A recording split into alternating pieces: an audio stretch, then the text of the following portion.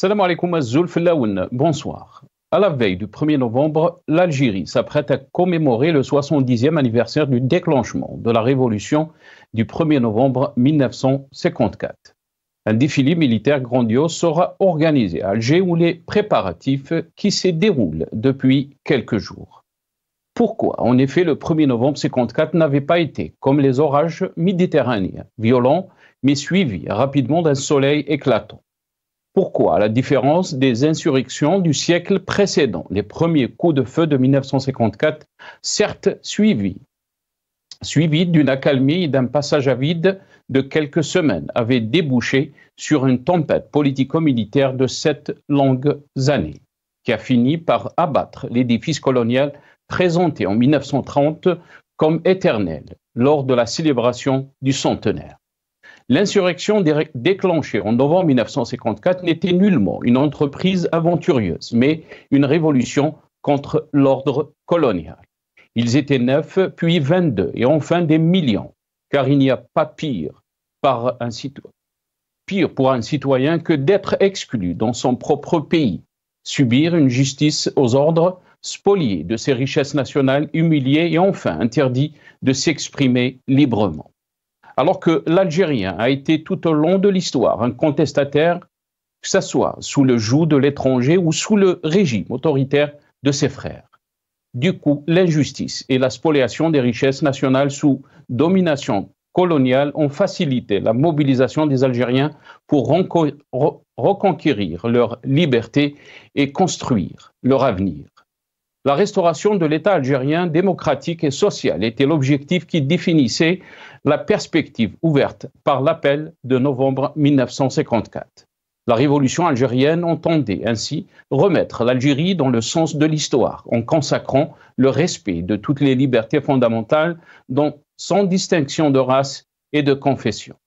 Cet objectif a été traduit en un projet historique de fondation d'un État moderne, prémuni de toute dérive militaire, monarchique ou théocratique lors du congrès de la Soumam le 20 août 1956. Un État consacrant la primauté du politique sur le militaire et de l'intérieur sur l'extérieur. 70 ans après le déclenchement de la guerre de libération nationale, aujourd'hui encore, nous subissons la négation du politique, ou tout au moins la réfutation de son autonomie. La légitimité historique continue d'être la base de la gouvernance pour la redistribution des richesses du pays sous une justice dont l'indépendance est à conquérir. Des fleuves de sang ont coulé, des milliers de rêves ont été brisés, des terres ont été brûlées, la mémoire des martyrs de la Révolution et l'idéal démocratique porté par Novembre et la Soumam ont été trahis. Ainsi, les hommes aux commandes du pays ont pour la plupart montré leurs limites. Ils en conservent des réflexes qui n'ont plus cours dans l'Algérie d'aujourd'hui, dans la majorité de la population, avide de liberté, à moins de 30 ans. Malheureusement pour eux, ces décideurs n'avaient pas mesuré l'ampleur du rejet qu'ils provoquent au sein de la population. Ils le découvrent à leurs dépens, un certain 22 février, mais pas que. Le peuple ne se prête plus au jeu de la violence, même si sa colère est à fleur de peau. Il veut être l'acteur principal dans la construction de l'Algérie nouvelle. Rabbi yarham, nos valeureux chouhad.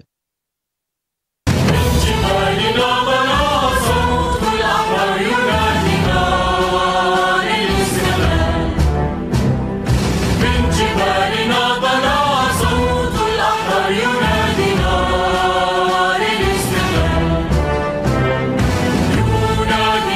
للاستقلال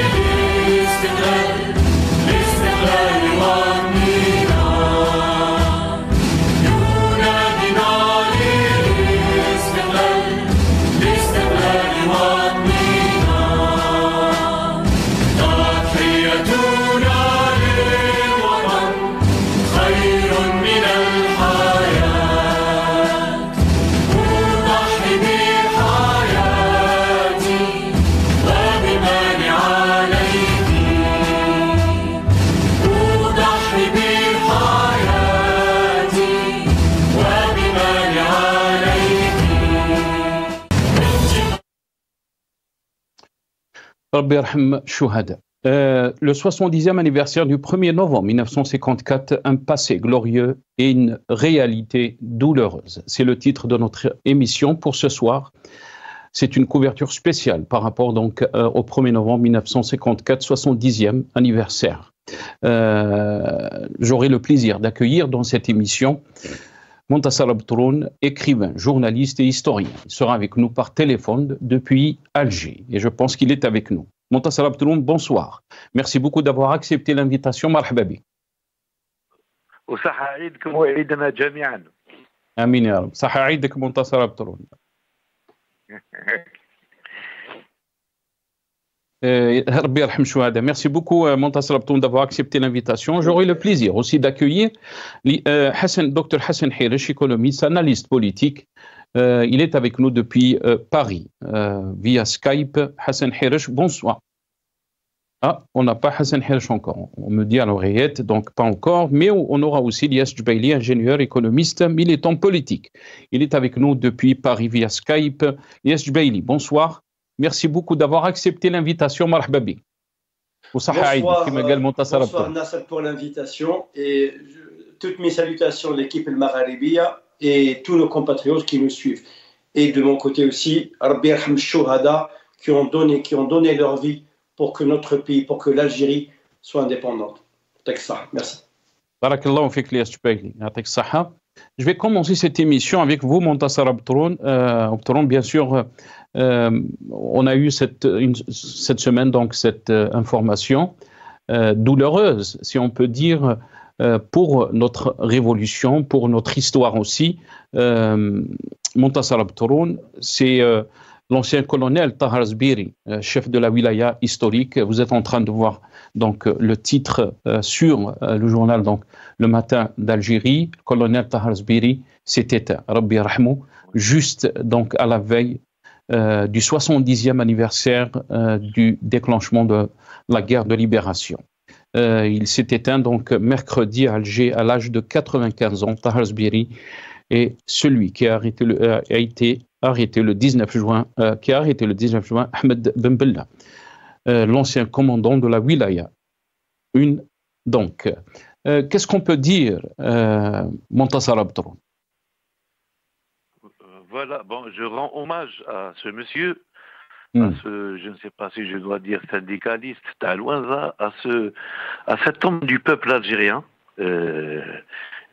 ordinaire, mais qui a été, pendant l'histoire de ce pays, dans les lieux et les moments où il a fait son devoir. C'est parmi les uns qui ont réalisé un miracle en 1960, quand il a pris la direction de la wilaya 1 au Rassin Memcha. Il a quand même, avec un petit groupe, il est rentré au pays pour prendre la direction de sa wilaya en 60. Et bon, ça a été une traversée presque incroyable.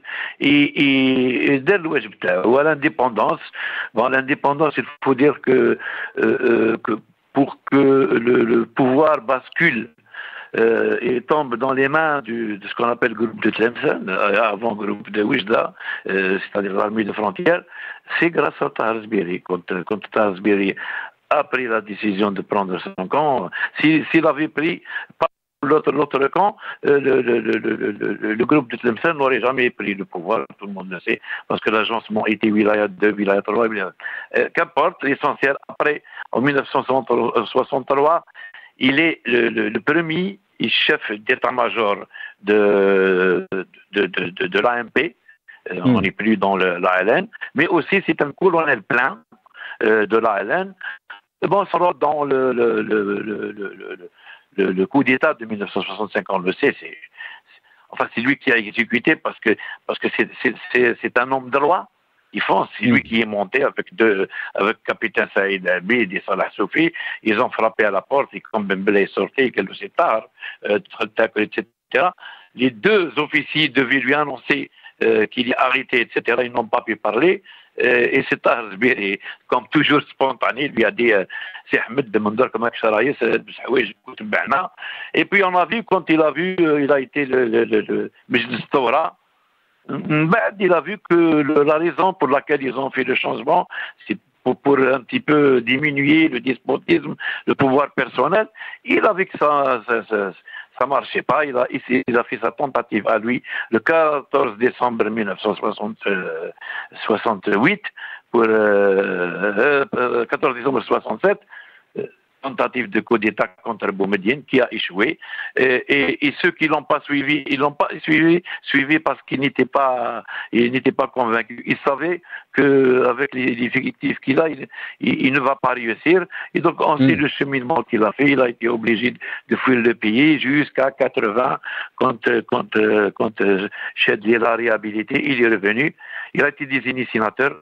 Moi je l'ai vu en 92, on a fait un truc sur Boumediene. Je lui dis comment un homme comme Zbir, il dit le coup d'État, quand les gens avaient peur, ou le membre du Sénat, j'ai pleuré parce qu'en fin de compte, il avait une grande fille qui était malade, donc il s'occupait d'elle, il ne pouvait rien faire. Donc il nous a regardé avec un regard pour nous dire bon, pour moi c'est fini. Quand je devais faire, je l'ai fait. Maintenant, j'ai beaucoup de charges. Et comme tu as dit, donc il risque de lui faire mal. Il avait sa fille. Allah yarhamou ala kulli hal. C'est un homme, quel que soit le parcours. Il a été le plus important. Il a été le compagnon de Memboulaïd dans l'évasion de ce Koudia, un des principaux acteurs. Et on sait avec l'évolution de la révolution, c'est une autre. Ça pour ces tares-là, yarhamou. الله ربي يرحمه ويوسع عليه ان شاء الله. نعم منتصر بطرون يعني par rapport donc à l'événement d'aujourd'hui, donc cette commémoration du 70e anniversaire donc 1er novembre 1954, est-ce qu'on peut parler de miracle par rapport à la révolution algérienne, Montassar Abto? Oui, on peut parler de miracle et chaque année l'histoire, ce qu'on vit, les guerres, ce qui se passe maintenant, les bombardements du Liban, etc., nous font encore comprendre combien notre révolution, c'était un miracle. Je vais vous dire, par exemple, les opérations du 1er novembre, je ne sais pas si long le cheminement, c'est-à-dire comme dit Harbi, maintenant on a affaire surtout à des historiens de la table rase. Le 1er novembre, c'est un mûrissement d'expériences, de beaucoup d'échecs, beaucoup de souffrances qui ont débuté à partir du 14 juin 1830, l'heure du débarquement à Sidi-Frouch, de l'armada de Sardis. On a vu les résistances, on a vu le retrait, malheureusement, qui ressemble à la trahison de Loujac. On a vu que les Algériens se sont battus d'une manière courageuse avec les troupes qui sont arrivées de Kabylie, du Tétré et des autres régions. Bon, comme dit Farhat Abbas, il le dit si bien, il dit que le peuple algérien a été vaincu avec honneur. Il a obligé son ennemi vainqueur, supérieur en armes, en nombre, etc., à user de méthodes qui sont contraires à la morale de guerre et à la morale militaire. Donc le peuple algérien, donc il y a eu la décision de l'exterminer. On n'a pas besoin de le dire parce que c'est dans les écrits de tous les officiers français. C'est-à-dire que le peuple algérien, le fait qu'il a vécu, qu'il ne s'est pas exterminé, donc c'est qu'il a résisté. Je ne parle pas des autres. Déjà qui est ou déjà c'est un miracle. Pour ce qui est du 1er novembre, donc le cheminement, je suis obligé de faire des raccourcis. Je vais donner une petite anecdote pour comprendre l'esprit avant les partis, avant la naissance du mouvement national moderne, c'est-à-dire de la Première Guerre mondiale, quand les Algériens ont participé, il y a eu une grande conscience, ils ont vu le syndicalisme, la lutte, ils ont vu comment les gens ont désarmé. Je suis tombé sur un petit procès en 1917, au tribunal militaire. Ils ont jugé un Algérien qui s'appelle, je crois, Kardoud, qui est décisif. C'est quelqu'un qu'on a embarqué, ordinaire. Il n'était pas dans l'armée comme les autres Algériens, mais il était dans l'industrie parce que quand les Français se sont engagés sur les fronts, donc ils ont remplacé la main-d'œuvre par les Algériens. Et cet Algérien travaillait dans une usine qui fabriquait des armes. Pourquoi ils l'ont jugé?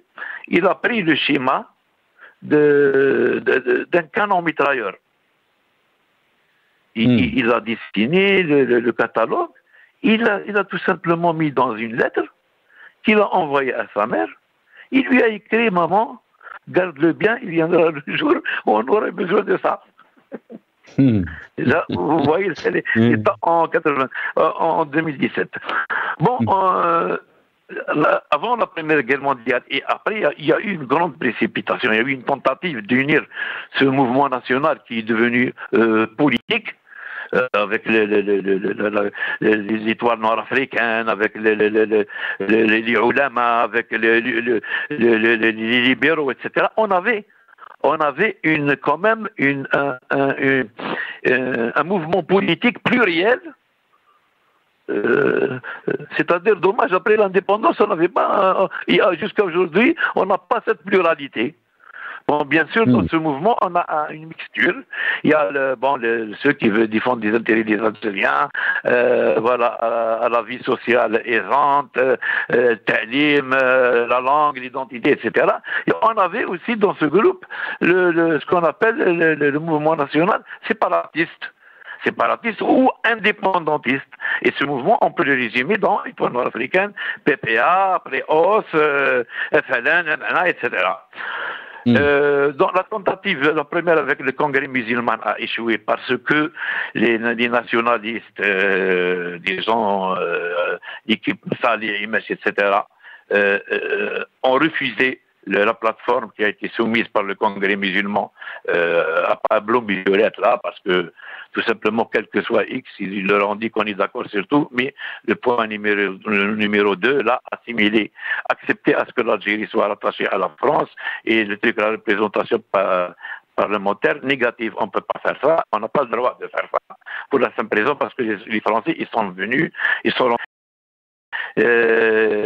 nous ont agressés, donc on ne peut pas leur signer un chèque que voilà, ça leur appartient. Donc c'est une question qu'on ne peut pas prendre, même devant les générations qui viennent. Ils ne nous pardonneront pas jamais. Ils avaient raison. La preuve, voilà une génération qui est venue très faible matériellement et qui a réalisé le miracle en 1954. Bien sûr, on a vu une deuxième tentative avec les AML, pour constituer une république algérienne,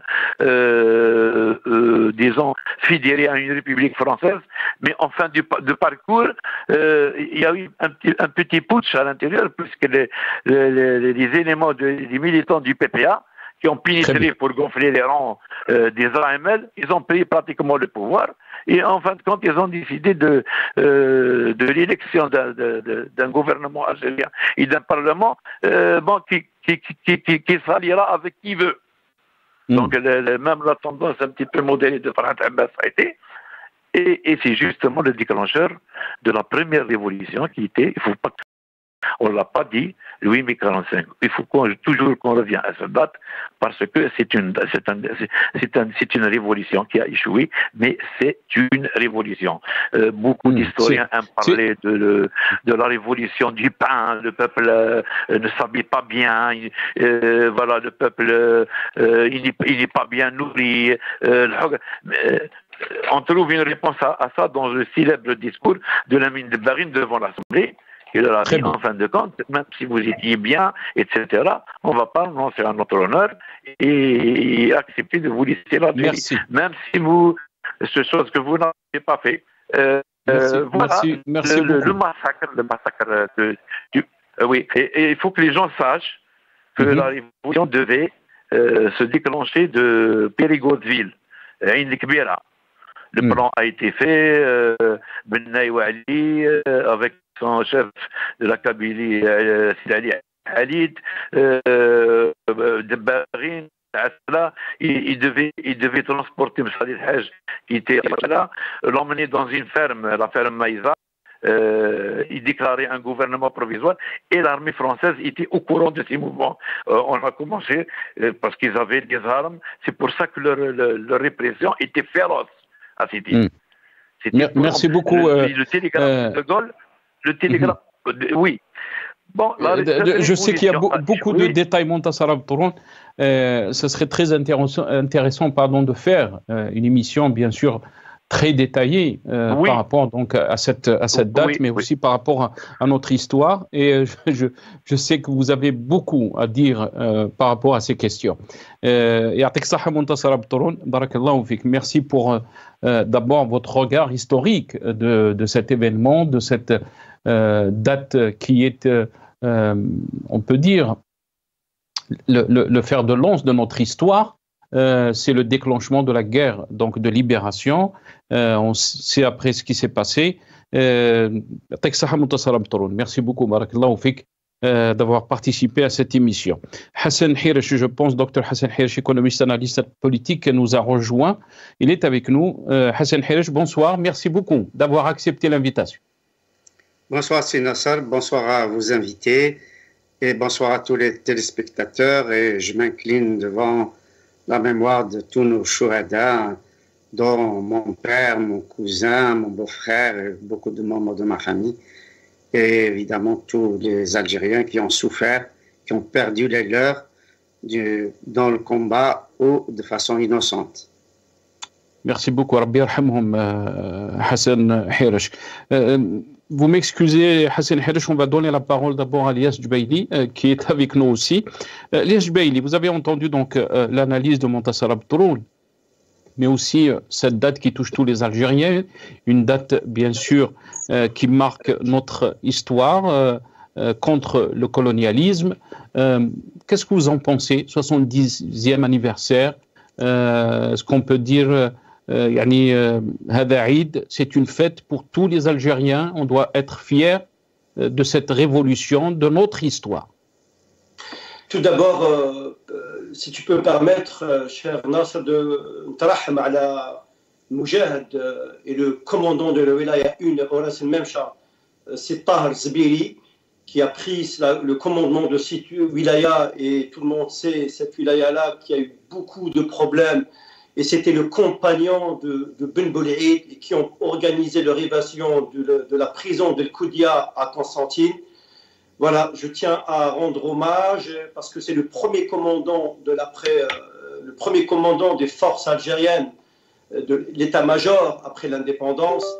Après, voilà, donc il faut rendre hommage à Sittar Zbiri. Allah yarhamou wa yas'alih. Par rapport à la révolution, il y a 70 ans,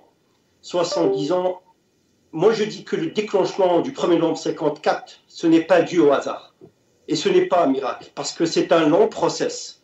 C'est une continuité de résistance. Elle émane suite aux exactions commises le 8 mai 1945.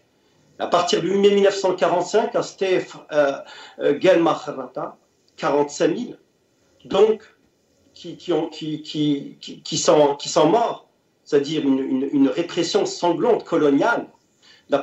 À ce moment-là, les jeunes révolutionnaires, les jeunes militants qui étaient au sein du PPA, d'ailleurs le PPA a durci son image, a durci sa ligne, et d'ailleurs, et dans le sillage, la création de l'OS, de l'organisation secrète en 1947.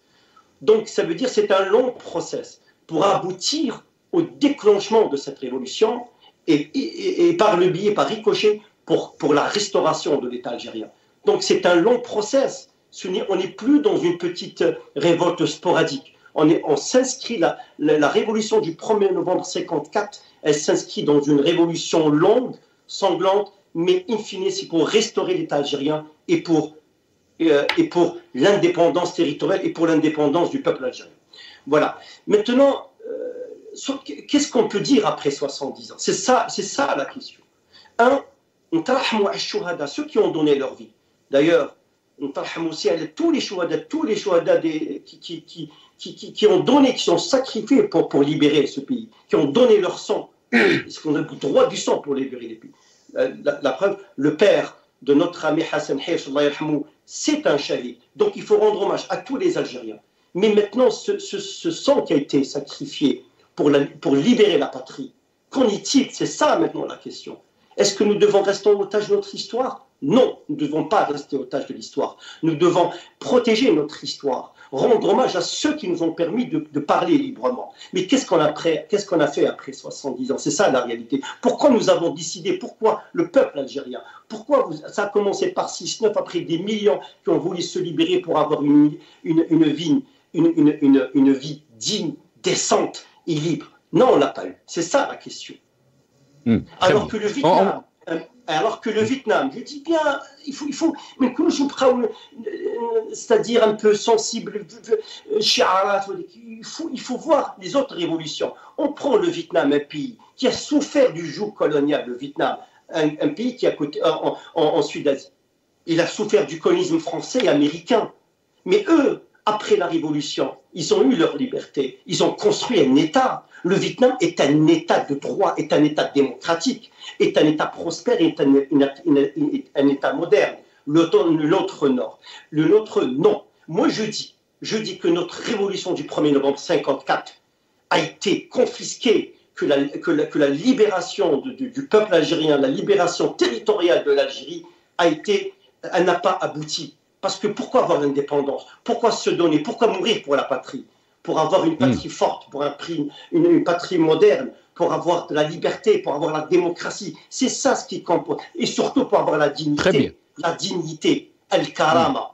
Vous savez très bien que le premier article de la Constitution allemande, après la fin de la Seconde Guerre mondiale, c'est quoi? Karamat al-insan, la dignité de l'humain, la dignité du citoyen.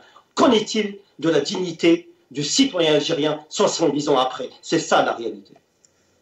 Puisque vous avez parlé, Lies Jbali, de construction d'État, on va écouter aussi dans ce passage, dans cette petite vidéo, les déclarations faites donc dans le passé par Aït Ahmed, Rabbi yarham. أن الجزائر حصلت على استقلالها وإنما ما شيدتش الدولة المنتظرة، الدولة التي وعدنا بها الشعب الجزائر أول نوفمبر 54 عندما نادينا الشعب للكفاح التحريري ووضحنا الأهداف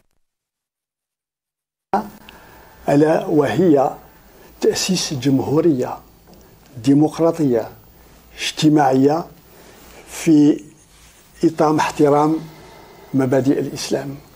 ولكن ظهر بعد 40 سنة أن لم تكن في الجزائر دولة، وإنما هناك زمرة من الجنرالات العسكريين والمخابرات هما اللي ماسكين زمام الأمور في الخفاء بدون ما يأخذوا مسؤوليات، بدون ما يعطوا حساب.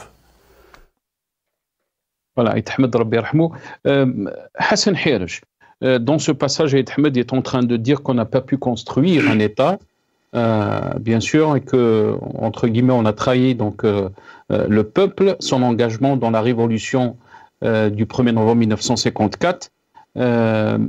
Qu'est-ce que vous en pensez? Donc, quel est votre regard, bien sûr, sur cette date historique?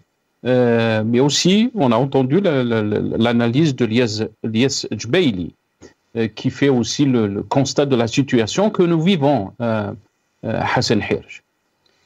Je souscris mot à mot à tout ce qui a été dit par Lies et par Montasser, qui ont brossé un tableau global de la révolution algérienne avant et après cette révolution.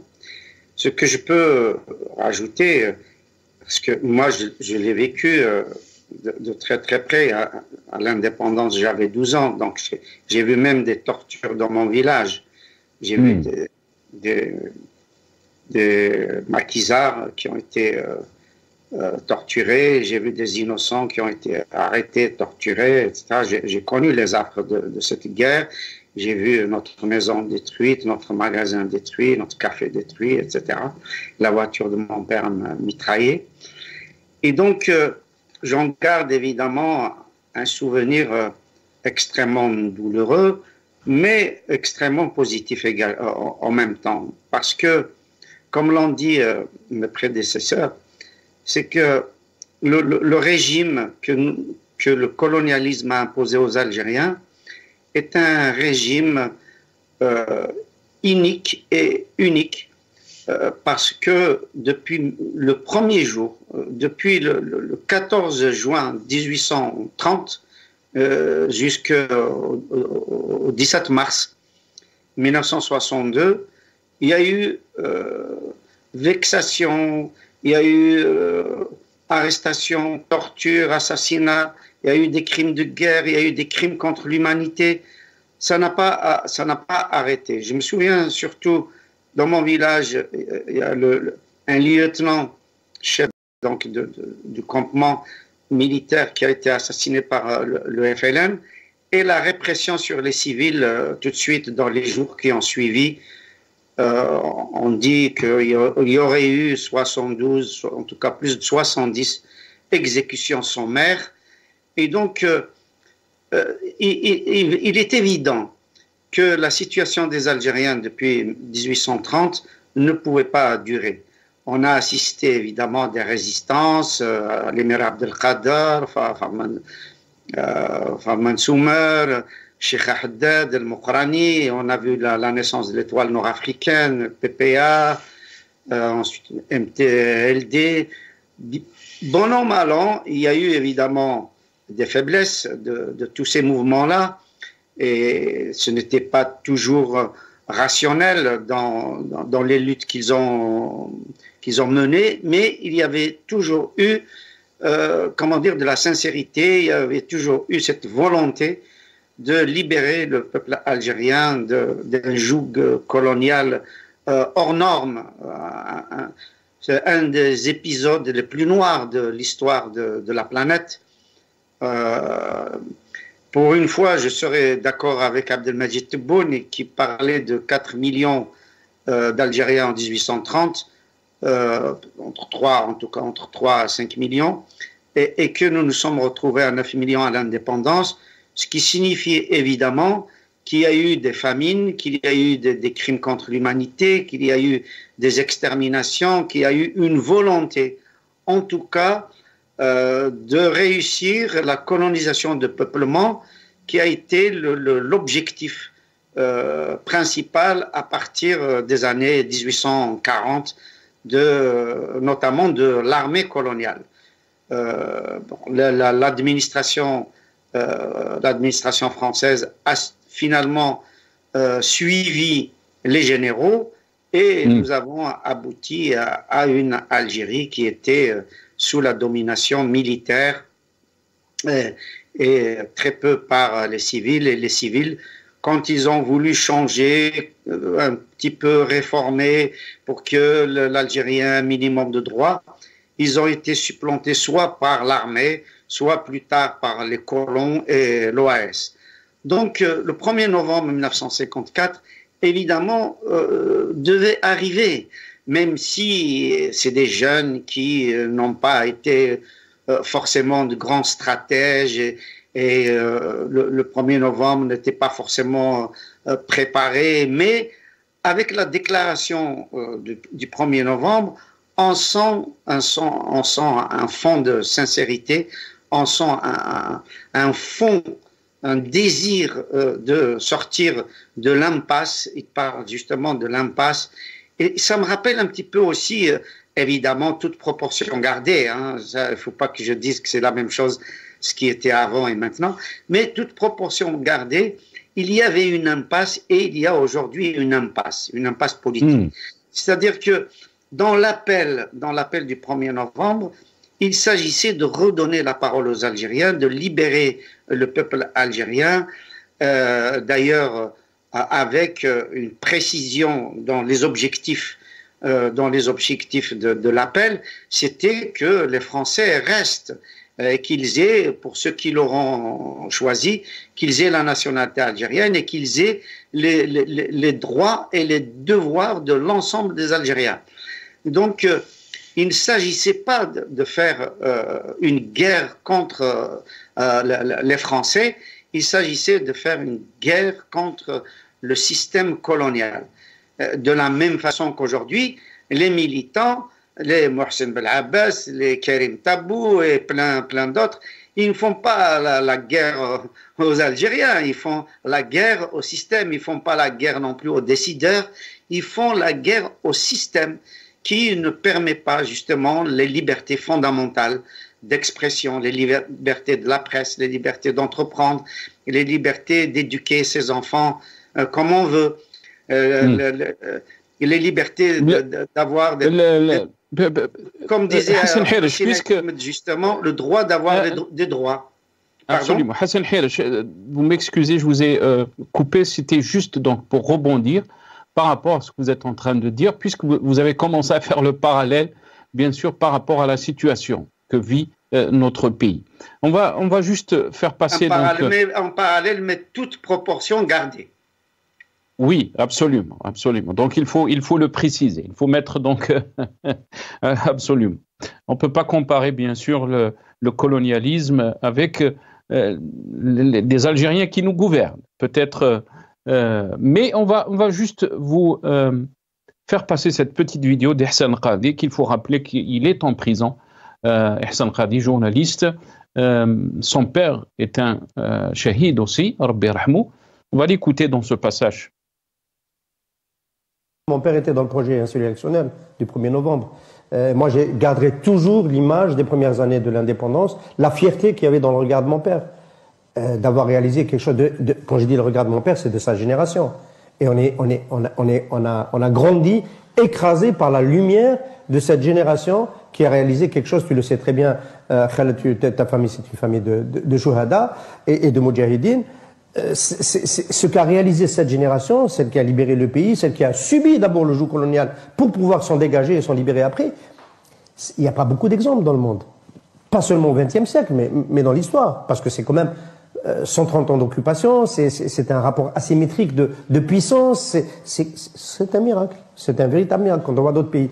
Et donc, cette fierté-là, moi, je sais qu'elle m'a complètement envahi, immergé. Je vis avec. C'est-à-dire, aujourd'hui, je peux pas m'aplatir devant n'importe quelle dictature algérienne parce que je suis complètement irrigué par cela dans ma famille, dans mon vécu. Et donc, ils nous ont laissé, cette génération nous a laissé quelque chose de sur lesquels justement, quand tu dis, sur lesquels on a pu surpasser les mauvais moments, les travers, les turpitudes des gouvernants, etc. parce qu'il y avait le souffle. Hassan Hirsch, c'est mot très fort de Ihsan Al-Qadi. Bien sûr, il faut rappeler aussi que toutes les familles algériennes ont été marquées par cette révolution de près ou de loin. On peut parler, chacun un membre de sa famille qui a sacrifié sa vie donc, pour que vive notre pays libre et indépendant. Quand on entend ces déclarations de Ihsan Al-Qadi, qu'est-ce que vous en pensez, Hassan Hirsch?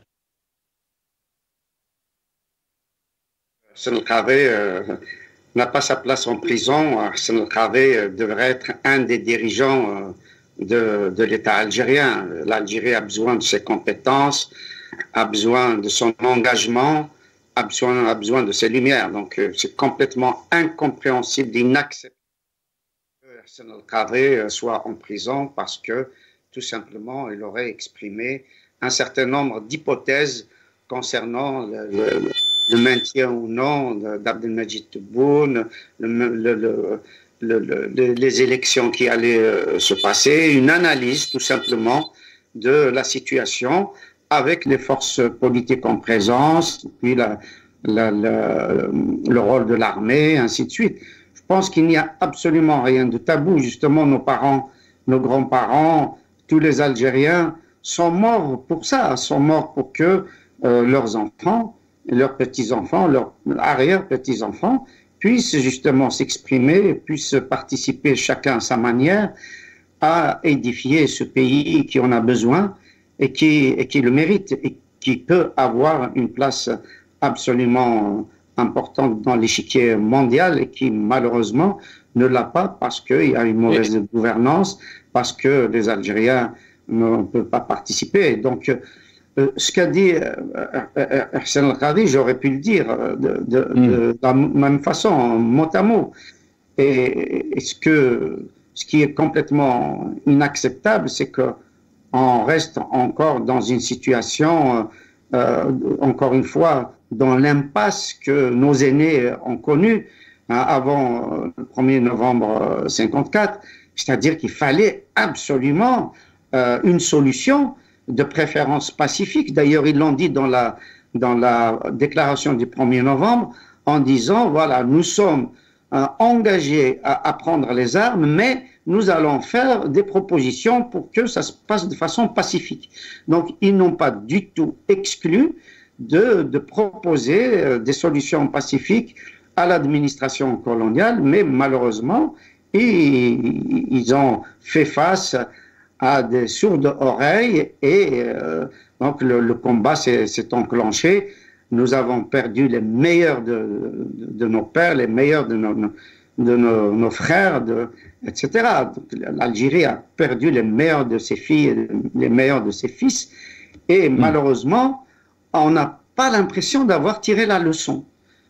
Or, tout le monde sait que toute oppression, quelle qu'elle soit, aboutit forcément à une autre révolution, à d'autres soulèvements, de quelque nature que ce soit. On l'a vu en Algérie, on l'a vu en 63, on l'a vu en 80, on l'a vu en 88, on l'a vu en 92, on l'a vu avec le Hirak, on le voit avec différents soulèvements des étudiants, des médecins, d'autres corporations.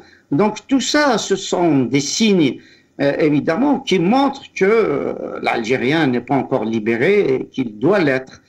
Et aujourd'hui, on insiste justement parce qu'il n'y a pas de transparence, parce qu'il n'y a pas de démocratie, parce qu'il n'y a pas une vie politique saine, parce qu'il n'y a pas de pluralisme, parce qu'on ne respecte pas les différentes identités, parce qu'on ne respecte pas les différentes cultures des Algériens, on arrive à un système opaque, un système corrompu, un système qui met ses enfants en prison pour un oui ou pour un non. On assiste aussi à des bagarres entre les décideurs. On voit qu'il y a des ministres, des premiers ministres, des généraux, des colonels, des commandants qui sont en prison, les uns pour des raisons de corruption, les autres pour des raisons de lutte entre différents protagonistes au sein du système. Donc, l'heure est venue, 70e anniversaire, ce n'est pas rien, 70e anniversaire du 1er novembre 1954, tout le monde doit s'incliner devant la mémoire des Chouhada. Moi, j'ai connu de très très près le colonel Sadr, de son vrai nom Deiles, c'était mon voisin. Combien de fois nous avons parlé de cette révolution, combien de fois il a été déçu justement par l'issue de cette révolution. Il a fait tout ce qu'il a pu pour que ça prenne une tournure respectable, qui respecte les objectifs de la révolution et que les Algériens soient autodéterminés, soient respectés et qu'ils puissent faire des choix politiques, des choix économiques, des choix éducatifs et qu'ils puissent avoir des alliés et travailler pour l'émancipation de l'ensemble du peuple algérien et pour sa prospérité. Très bien, restez avec nous Hassan Hiresh. Elias Djebaili, souvent on a utilisé l'argument de la légitimité révolutionnaire pour essayer d'asseoir le pouvoir des décideurs, si on peut dire. Comment peut-on lire donc cette légitimité révolutionnaire 70 ans après? Vous savez, Nasser, je vais essayer de revenir en arrière, si tu permets, bien sûr, et d'appuyer sur ce mot légitimité. Légitimité, le peu importe. Sharia, la légitimité. Le 25 juillet 1954, il y avait une réunion du CRUA. À la fin, il y avait Ben Boulaïd, il a dit « Je vais essayer de faire tenir la wilaya 1 pendant 1 an. » Parce qu'il y avait des petits conflits. Voilà, des conflits tribaux, il faut dire comme ça. Et Didouche Mouarad, pour conclure, par une prophétie. Qu'est-ce qu'il a dit, Didouche Mouarad? Qu'est-ce qu'il a dit? Regardez, qu'est-ce qu'il a dit?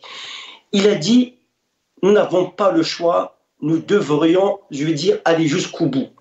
Mais y compris nous sacrifier. nous n'avons que très peu de chance pour y arriver, même que cette révolution puisse aboutir. Mais il y aura d'autres personnes qui relayeront et d'autres personnes qui nous remplaceront.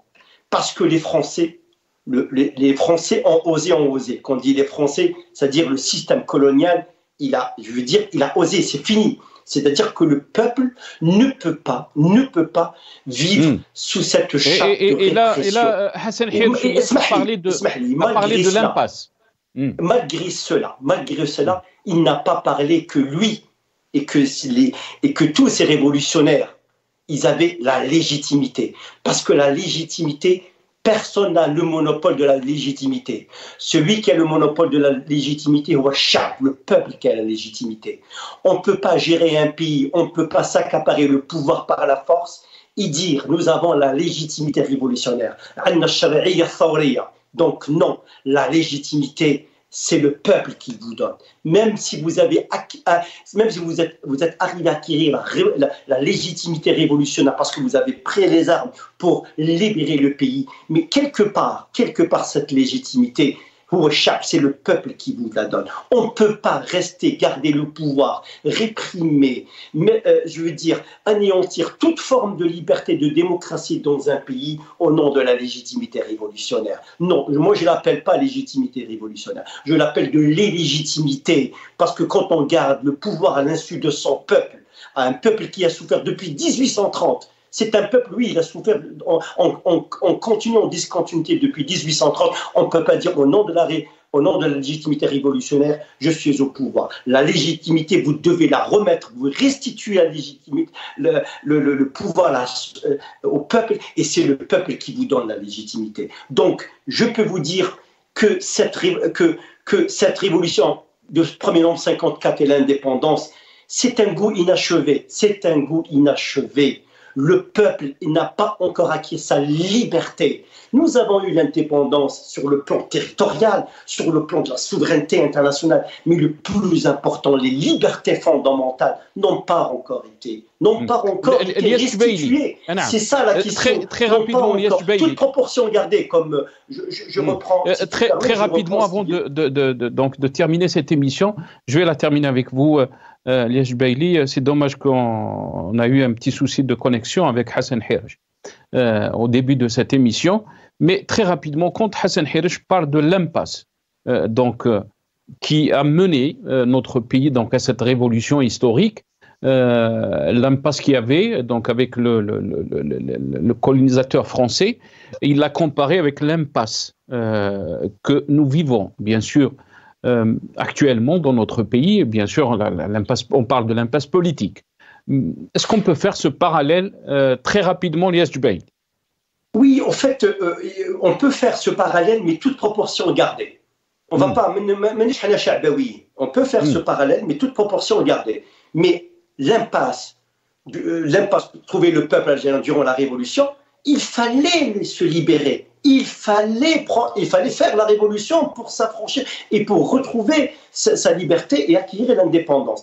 Si on fait le parallèle par rapport à ce qui se passe maintenant, oui, on est dans une impasse politique. C'est une impasse politique. Le régime ou le pouvoir algérien refuse toute forme d'alternative à la démocratie. Il ne refuse pas. Il est muet, il est inaudible, c'est-à-dire il n'écoute pas son peuple. Il veut pas. Il est dans un déni total. Il veut pas comprendre qu'il est temps, Hanal Awen, pour construire un État démocratique. Je comprends pas pourquoi il n'arrive pas à comprendre cette réalité. Cette réalité, elle viendra tôt ou tard. La démocratie, tôt ou tard, l'Algérie sera démocratique. Dans 10, 15, 20 ans, je reprends l'expression de Dédé Chmourad, et tous les chouhada. Qu'est-ce qu'il a dit? Même si la révolution a peu de chances d'aboutir, il y aura d'autres générations qui nous relayeront et d'autres générations qui nous remplaceront. Voilà, tout simplement. Eh bien, nous, tant que ce soit en Algérie ou dans la diaspora, si on n'arrive pas à changer les choses, il y aura d'autres générations dans un cadre pacifique pour changer les choses. Il faut que le régime il comprenne qu'il arrête d'instrumentaliser la révolution, qu'il arrête d'instrumentaliser la légitimité au nom révolutionnaire, qu'il arrête d'instrumentaliser le novembre et de comprendre que le peuple a envie de vivre dignement dans son pays, avec, je veux dire, de façon démocratique. Il faut qu'il remette la liberté au centre de gravité dans le fonctionnement d'un pays. Il faut rappeler, donc vous avez parlé de révolution pacifique. Il faut mettre l'accent sur ça. Merci beaucoup, Lias Djbaili, ingénieur économiste, militant politique. Vous étiez avec nous depuis Paris. Merci à Dr Hassan Hirish, économiste, analyste politique. Désolé, Hassan Hirish, je sais que vous n'avez pas eu beaucoup de temps et je sais que vous avez beaucoup d'arguments et des choses à dire par rapport à ce sujet. Inch'Allah, vous serez avec nous le samedi, puisque cette couverture spéciale, donc par rapport au 70e anniversaire du déclenchement de la révolution algérienne. Cette couverture durera 3 jours, aujourd'hui, demain et après-demain, sur la chaîne Al-Magharibiya. Merci aussi à Montassar Obtaroun, écrivain, journaliste et historien, qui était avec nous au début de cette émission. Merci à vous, chers téléspectateurs, d'avoir suivi cette émission. Rabbi yarham shuhada.